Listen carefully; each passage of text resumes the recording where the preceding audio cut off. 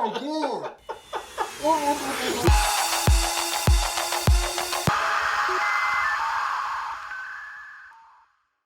So, what? All right, what are we even doing? We're doing a. We're talking about combat. Yeah, we're talking about combat. I'm Nick. Andrew. Here with Andrew. Welcome back to Roll Heroic, another tabletop blender. Yeah, we're talking combat. Yes. God, that's a vague. Just like talking about combat. Combat and tabletop RPGs. Yeah. Okay. Yep. Yeah. Yeah. I'm not talking about real combat. Sorry, guys. Nope, not today. No. It's a big topic. Mm-hmm. It's pretty universal among the different games out there. A lot of the stuff that we have experience with is D&D and Savage Worlds and a couple other games as well. Yeah. Mostly D&D. I would say probably many of you would be more experienced with Dungeons and Dragons is probably a safe assumption. Yeah. Yeah, that's probably a safe assumption. But, do your combat encounters suck? We're not talking encounters, but do you not handle combat correctly? That's kind of a... We're not going to tell you you're wrong, but we're going to talk about some things you probably should think about. You know if you're doing it wrong or not, right? Okay.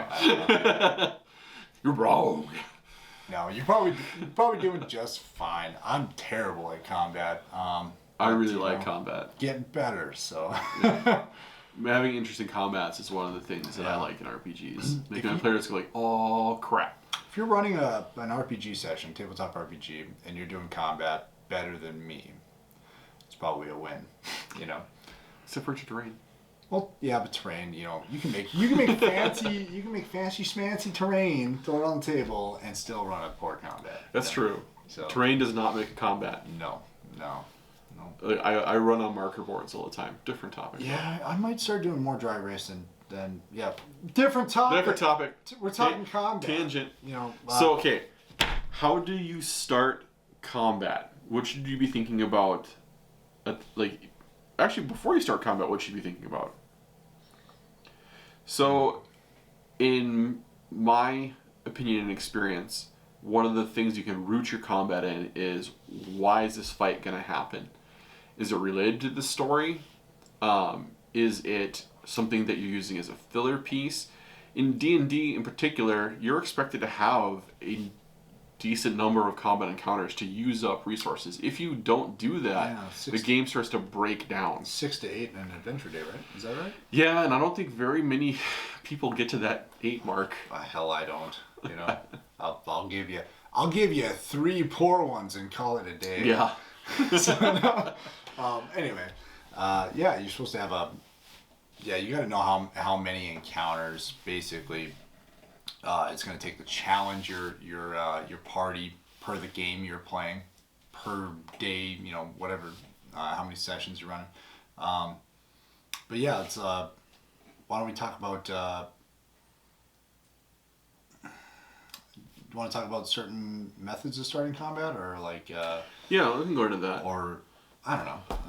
Well, I think one thing that I'd like to touch base on is you should be using combatants, it's a fancy word for monsters, that make sense in that game. So if you are, traveling through the middle of the woods and this golem shows up, like, whoa, okay. There better be a reason why that golem is there. Instead of an owl bear or, a bandits or bandit goblins, whatever. Yeah. So the monsters need to make sense. And also your monsters should have some sort of variance to them. If you run 10 of the same goblin and they all have the same gear and the same abilities, that's good maybe once or twice, but then you're going to get bored. Your players are going to get bored, and they're going to maybe even figure out the code, Yeah. And that even goes for like dungeon crawls. Like if you're just going through dungeons and things like that, like don't take don't take it all from like old 80s pictures out of magazines. Like, you don't need to throw every random monster you can think of into a dungeon to make it challenging. And how the hell did that dragon fit in that dungeon? How did he get through the door? You know, Was he? See, this is what you got to think about. Is if you put a dragon in your dungeon, how did it get in there? Was it raised in there? Probably, right? God, he'd be pissed. Was it transported into the dungeon? Nope. Did they build the dungeon around the dragon? He was hibernating and just built this, Yeah, could be, but think about it. Yeah. So how would you start a combat? Like if, there's the typical ambush. Yeah. Well, Party's going down a path of some sort. Yep. Party could ambush the enemy, the combatants, whatever you want to call them. But I think it's more important to understand what each party's planning on doing, right? Like if the party is traveling through the woods and they stumble across a group of goblins that are like feasting around a fire, right? Like obviously the players are gonna have surprise or can get surprise. Have if you're talking 5e, D&D 5e combat, or surprise in other games, but basically like the players already know what they're gonna want to do, but you have to as a GM DM, you have to understand what the monster's objective is, right? They're sitting around the fire. They want to have a good meal. They're not paying attention. So clearly, swinging that into an ambush kind of situation is probably the best bet, right? But you could even get more creative and maybe those goblins sitting around the fire have scouts out, and now you're with those kind of things. It would make sense. You should try to play your monsters how they would try to react. So. A hunting party may have people on watch, so that those goblins, or they're goblins. Maybe they didn't think of putting people on watch because everybody wants a piece of the deer that they just cut down, Yeah, maybe the goblins on watch are sleeping. That's true. But you could even determine that randomly, but you should have most of that information kind of figured out before going into that. But knowing how many enemies you got and establishing what their roles are, what they're all doing. That's the kind of thing you need to have before even starting combat. Figure it out, Yeah, try to avoid the whole, okay, everybody put their models on the table, here's 10 goblins and go. Yeah. There should be a little more thought to it. I like interrupting. Like, if you can get the players to interrupt an activity that's going on, that's even better, right? Oh, yeah. Maybe there's two goblins that are bickering, Yep. And that's how you heard them, is maybe there's a personal challenge, or maybe it's a party of orcs and there's a like a little pit fight thing going on with two of them trying to who's the bigger, badder orc. Yeah, and that's what you heard. So that kind of gives your teaser into the encounter, possible encounter. Parties don't necessarily have to fight every encounter either. Some of them are avoidable physically and some of them might be avoidable socially. That's kind of up to the party on how they want to try to handle that. But in some stuff, you can't always talk your way out of everything. Sorry, guys. But a war party of orcs that are out there to, raid and slay villagers isn't going to be something that you're going to talk down unless you can talk down from a place of power. Yeah. Sometimes your GM DM just wants to kill you. So that's very possible. Yeah. Combat. That's what we're here for. Combat. But yeah, combat's awesome. We could even talk about, realistically, like the kind of the cliche starters that everyone talks about. Starting combat, with, starting with a chase, starting it with, ambushing your the enemies, right? Or getting ambushed too. Getting ambushed. Just anything like that. But yeah, it's kind of like you just got to understand what your enemies are doing, their objectives, the purpose of them at the location, that kind of stuff, right? Before you even go into combat, you have to have that established. You got to know what they're doing, so that way you can react appropriately, things like that. You don't want to just throw enemies onto a map, like Andrew was saying. Throw your players down on a map and combat starts. That's boring. I mean, it can be a good exercise, maybe, Well, but I mean, that's if you're doing not random really. dungeon crawls, it's right or something like just if you're doing it like one shot, that's fine. But if you're trying to put some meaning to the combat, players that have been playing for a while, I like to have an issue with monotonous throw minis on a map kind of combat. Yeah, I mean, monotony is what can kill. And we all make those game mistakes, sessions, but those are the things you want to be aware of, right? So, but yeah, what are the things that you think should happen during combat? During combat, so if you design the combat, and even if you have purpose behind why the enemies are there, if you put them in a 50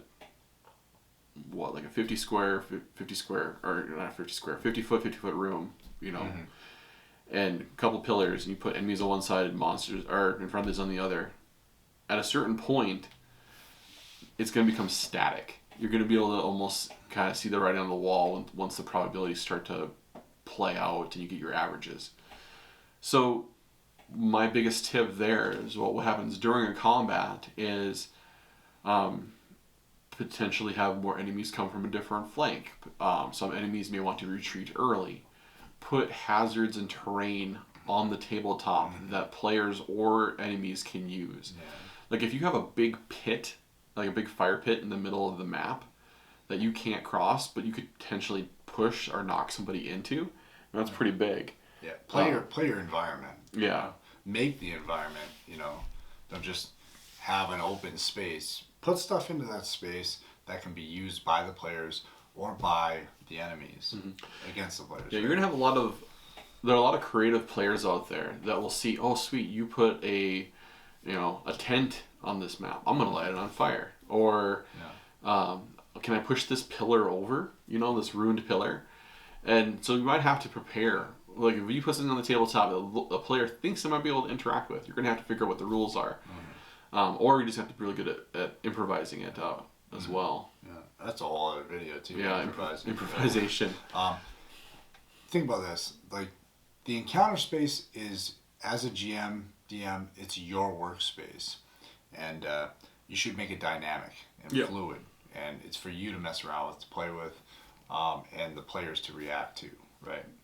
And you should get good at improvising. That's a trick right there. Because if you think about it, this is another video, but your players, you're expecting them to improvise to what you're doing. They're improvising all session long. You have to be able to improvise as well. So don't just go off your plans. Make your encounter space dynamic and easy to change on the fly, right? Yeah. React to what the players are doing. Having a good variety of enemies too can really help break up the monotony during combat too. But a mix between ranged and melee and special abilities and spellcasters. You don't need to get everything every combat, but definitely mixing it up, because the 10 goblin situation we keep talking about, it's a lot different if you've got 3 goblins with shields and 3 goblins with bows and a little goblin that has a couple sorcerer spells.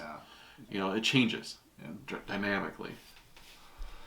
Yeah, and if you gotta be prepared for them spell casting. Goblins grouping up on players and countering stuff and pack tactics. Action economy is a big deal. So if you only have a 5-person party, and that lone wolf rogue went up front and gets surrounded by 4 or 5 little mooks, well, hopefully his AC and and his abilities will hold out, because he might not. It might be rogue, goblins, and then the rest of the party. It was interesting. It was I always used to think of everybody would always say action economy. It's the one thing I would hear all the time, and I was like, oh, for sakes, action economy. It just got annoying hearing action economy. but now I get it. You know, you know. Okay, so I guess for those out there, the importance of paying attention to action economy. When people say action economy, I guess we should explain it quick.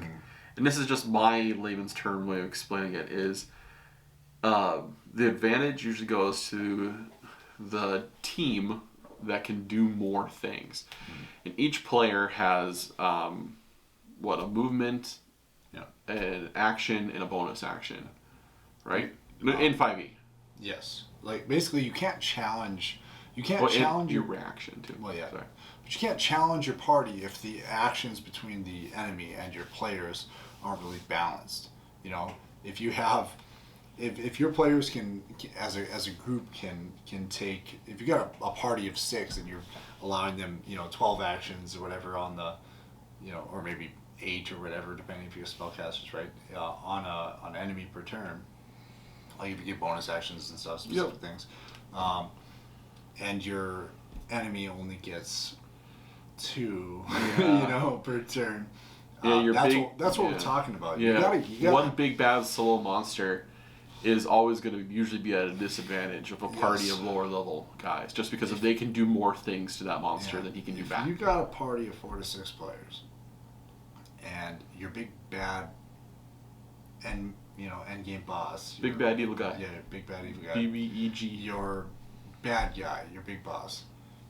If you planned on your encounter being just him against the party, unless you got something crazy figured out, you're in for a rough ride. You're in for a rough ride.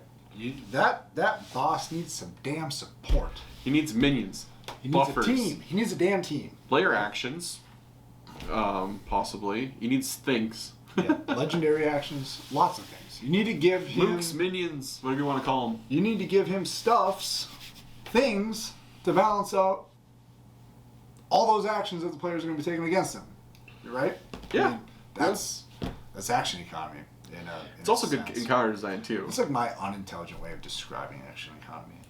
Well, you gotta realize too that some classes, and we keep going back to 5e, but some classes are really good at dealing damage to multiple targets, and some are not. For example, a rogue being able to zero in on a big bad evil guy, that's a lot of single burst damage per turn. But that rogue has to wade through like 5 or 6 mooks to get there. That's going to take him probably, it depends on how strong you make him, but that's going to be multiple turns to get through all that stuff. But a wizard, throwing down fireballs, scorching rays, all sorts of AoE, he's designed for that. But wizards are kind of a catch-all, though, because wizards are also pretty good at nuking one target. Barbarians are the same way. Barbarians are really great at putting the hurt on and tanking damage from like one target. But barbarians have a problem when you start to swarm them. So varying up how many enemies you have, the strength of them too. Like, don't just get a bunch of enemies all at the same level. Have some weaker ones, have some stronger ones, Have ones to control your players at ranged minions, fighters, things like that. Yep. Having guys that can keep, like if you're a boss creature, this could be going into an encounter building thing, but if your boss creature is meant to target the players at range with certain, with range attacks or with any kind of spells or whatever, you need to keep those players at distance. Somehow, right? So you give those bosses the ability to do that, and you give them minions to support that ability, helping them keep your party at range. And hopefully, keeping the spellcasters under control, right? Yeah. I mean, no plan survives. Never does. Yeah. What was it? What's the term? No plan survives contact with the enemy. Yeah. So no plan survives contact with the player party.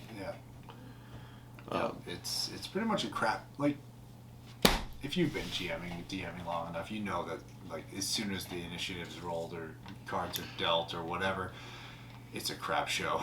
Yeah, unless you're it's not going the way you want it to. Yeah, unless you have a copy of all of your players' sheets and you're looking them over, like, and trying to memorize all of their stuff, you're gonna run into a gotcha moment. Like, I always think like I'm sitting behind the screen, and as soon as initiatives roll, it's like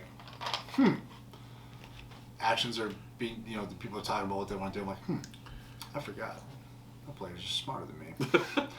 God damn it. I'm like, happens every time. You think I've learned, Andrew? I don't. But, Can I tell a player story where I screwed over an encounter? So only if it ends with #Bane. Is that the one? Nope. Damn. Nope. Different one. This is pre your group. Okay. I was playing a friend of ours, Tyler's, werewolf game. Okay. Werewolf. I want to say it was Apocalypse, but I'm not sure which one it was back then. And we had an encounter with a bunch of like these military type mercenaries, and this was like second session, and we ended up getting to drop on him and killing him and stuff. And there's a bunch of guns, but most people didn't want guns because everyone's werewolves. It's a werewolf campaign. But one of the guys had 2 grenades, and I'm like, sweet, Tyler, I take these grenades. And he's like, okay. 3 sessions later, we are a group of werewolves breaking into like a vampire's lair. We have to go, try to recover something, and we end up down in the crypt.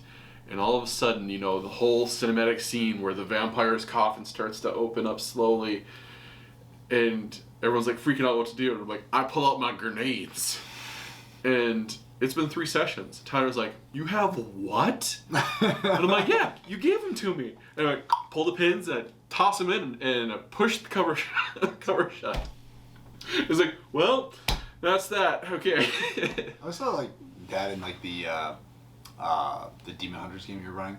Like, you ran the game based on a really awesome bad movie. Like, I don't know. I'm gonna say it's an awesome bad movie. I'm gonna say if what was it, Dead Gentleman Productions? Dead Gentleman Productions. If you guys are still out there, they are. Okay. Holy.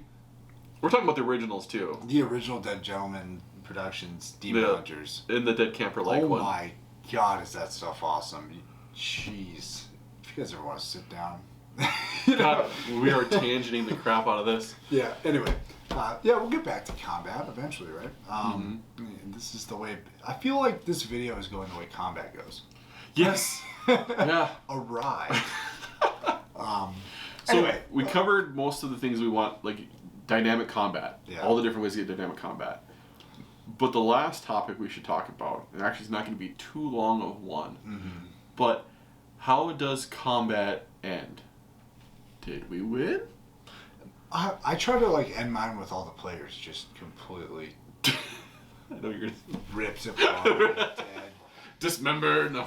People like players ripping characters, apart not players. Characters. Character sheets, not players. People players ripping live, apart characters character die. sheets and stomping and swearing and leaving. That's what happens in his head. When in reality, it's he's scooping up all of his minis and putting them back in the box. I'm like, really? Oh, you took that spell? I'm like, usually it's me sitting down the screen. I'm like, oh yeah, I forgot. Bane. Yeah, reverse bless. Bane.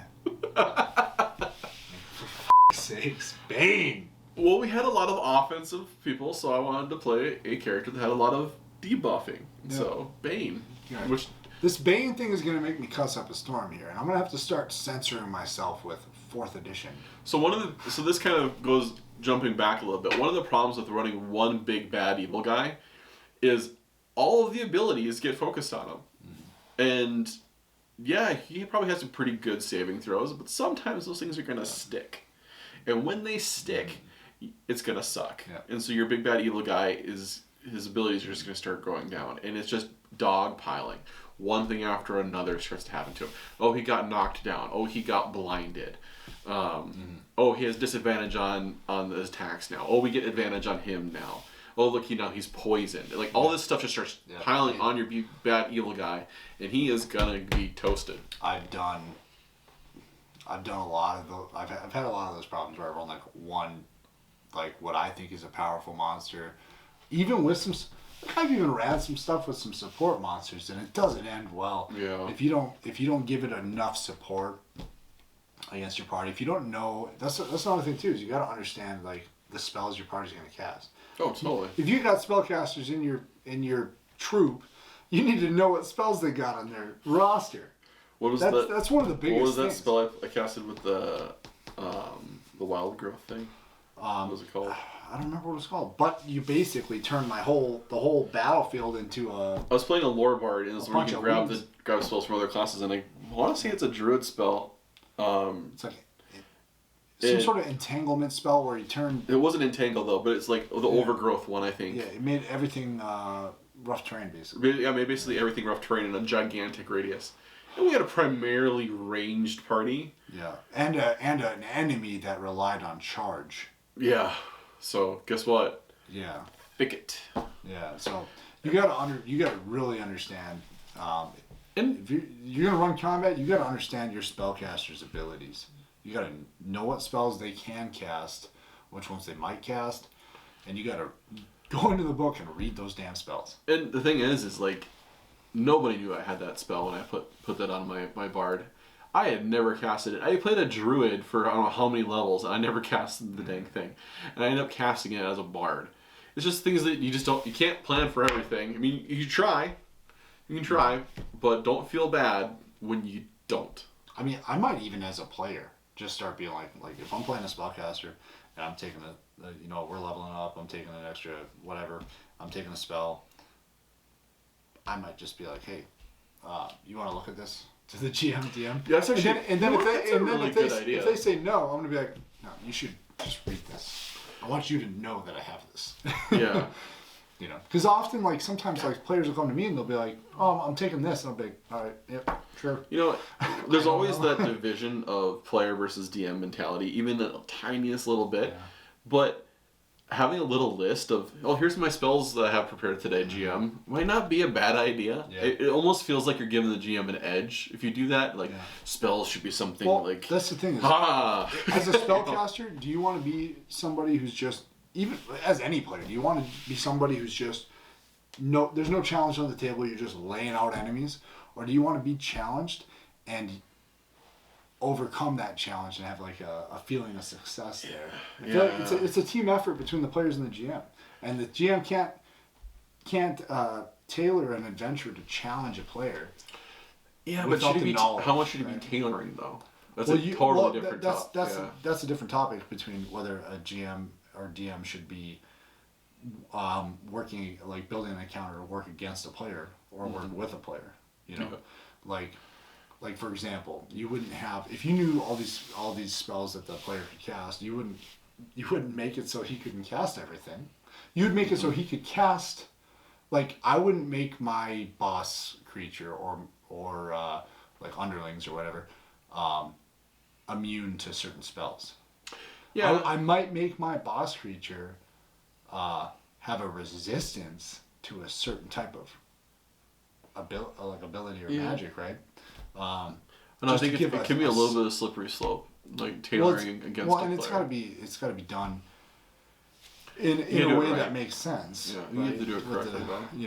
You can't get. It's like you can't take a mammoth or whatever and be like, it's got fire resistance and bludgeoning resistance because I have a barbarian with a hammer and I got a fireball happy. Yeah, whatever.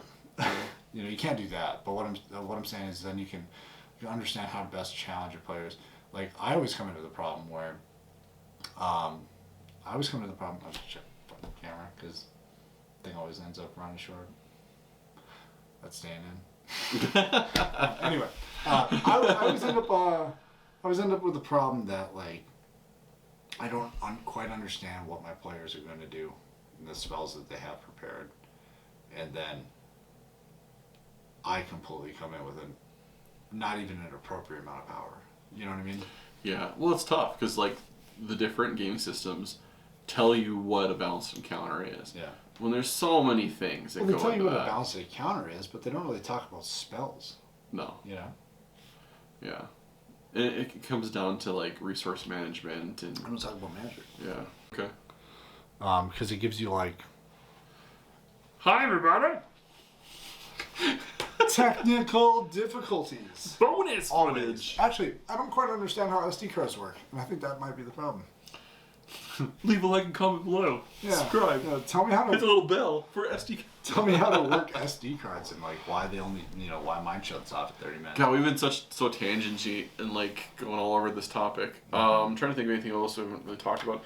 Yeah. Oh, I know we want to talk about pacing and Tempo around the table. and attention span. Yeah, paying attention to your players.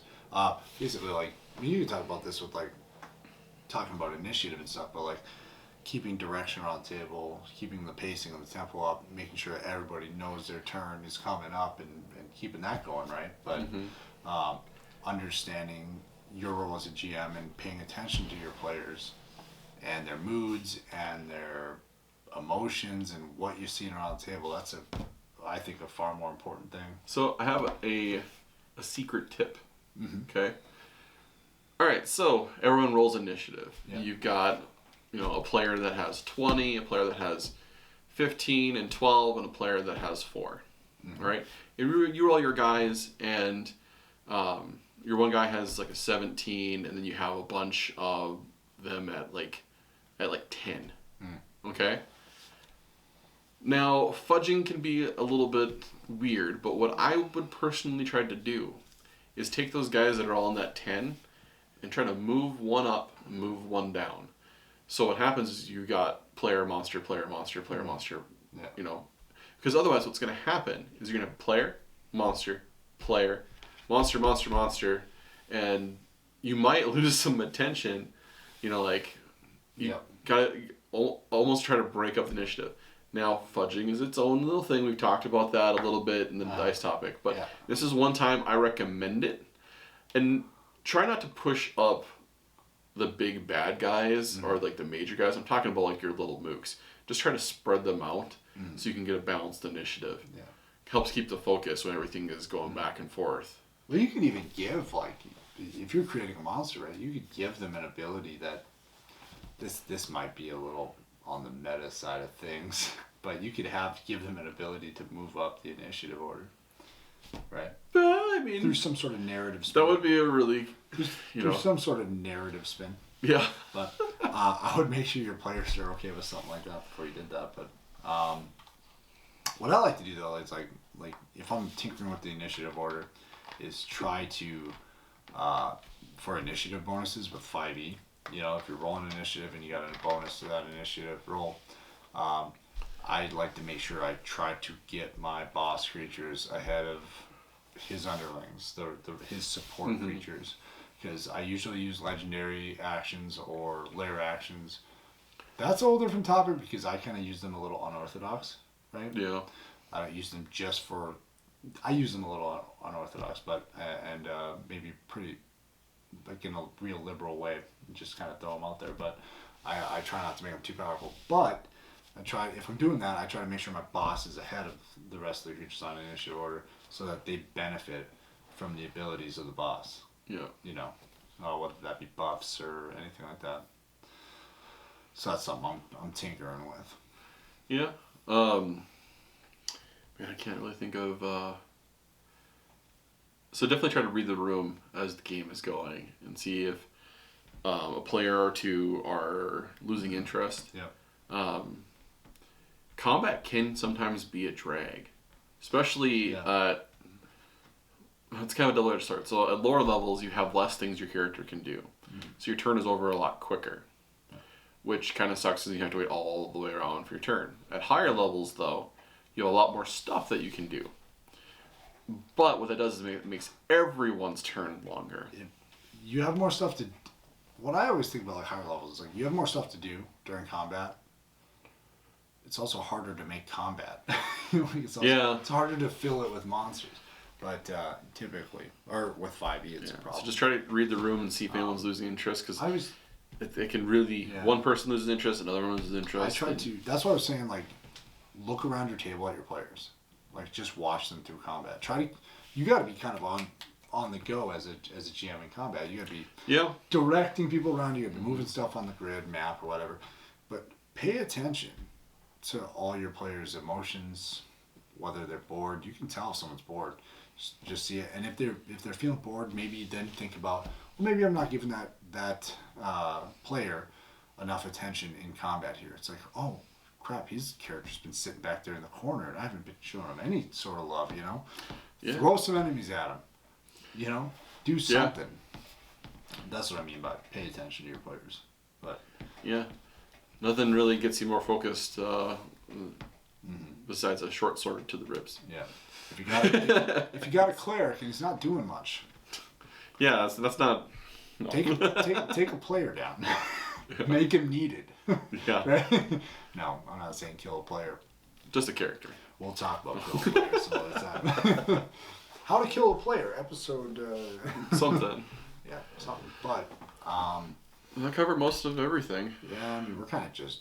Yeah, this one was a little out there. It's a big topic though. Yeah, we'll probably do more follow-up topics on certain the topics we talk about. We'll do more in the future. We'll probably break some of this recap out, and stuff you know. up, but, yeah, maybe talk about everything we wanted to with how to end combat. You know, I think so.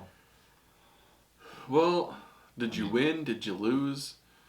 So Did you kill your players? Your players. So did you win? What were you trying to do in that combat? Were you trying to kill everybody, or were you trying to all the monsters? Were you trying to just get them to run away? Yeah. So one thing that DMs don't do often enough with, in my opinion, intelligent monsters, is those goblins, with the 20 goblins that you have been chopping through, they should run away way before there's only like 2 left. Yeah, if they're seeing their buddies getting just slayed by your party, there's no reason why they should stick around. Even when there's half of them. That doesn't even make any sense. If you as adventurers were out in combat and all but 2 of you were slayed, would you fight to the end? To the death, or would you just... Some characters would. Some characters would. If you got honor, you probably would, right? But... yeah, it depends. That's a whole thing. But yeah, goblins sure as hell are running for the hills because they don't care about one another really, right? Unless you have some twisted homebrew goblin, samurai race. Yeah, honorable goblins. We should die our swords. There we go. Yeah. Watch for that class option. Yeah, it's a character option. But yeah, I think that's probably all we got to say about. So this was a rambler. It's a rambler. Well, I feel like most of these are going to be ramblers. And you know what? If you got an awesome, like just shitty ass combat story that you want to share with us, please. What's the time that your GM pulled his hair out because you had a spell that he didn't know about? Yeah. Or an ability. Yeah. I still think about Bane. I go to sleep thinking about Bane, you know? Bard things. Yeah, Bard things. Bard things. You know what was an interesting one? If we want to talk about a little story time here, like, talk about, like, preparing a Bard off between, like a Bard battle between your Bard character. It's not a combat encounter. What is an encounter? Your Bard character and your Bard NPC that you've made. And, would you like to continue? So I was playing a Bard, and this Bard apparently, we start racking up the scoreboard. This Bard just gave Nick so many fits apparently. Yeah. I literally only played him for a couple sessions. So Nick sees a Bard player. Okay, I'm gonna make an NPC Bard. We're gonna have Bard off things. They're gonna be dueling banjos. Yeah. That's not how my Bard works. I tried to. So the Bard NPC tried to engage with your Bard character and entice you into a Bard battle. And what happened, Andrew? I hit him with my guitar. You hit my Bard NPC with his guitar. Just straight up hit him. Yeah. Bang! No, broke my guitar. I feel like everybody at the table was like, Sounds sounds about right. That's legit. Yeah. What happened to the Bard off? I'm an adventurer. And the Bard NPC ended up apologizing. Yes, I feel like, he apologized to me after I hit him. Yeah, it was, yeah. Because you broke my guitar. I broke it over your face, but you broke my guitar. Yeah, it's funny because, like, I feel like I wrote that after, like, the Witcher Netflix series came out, and I was like, oh, like Dandelion is in there, even though it's not Dandelion, you know what I mean? And like, so bards were cool for that week.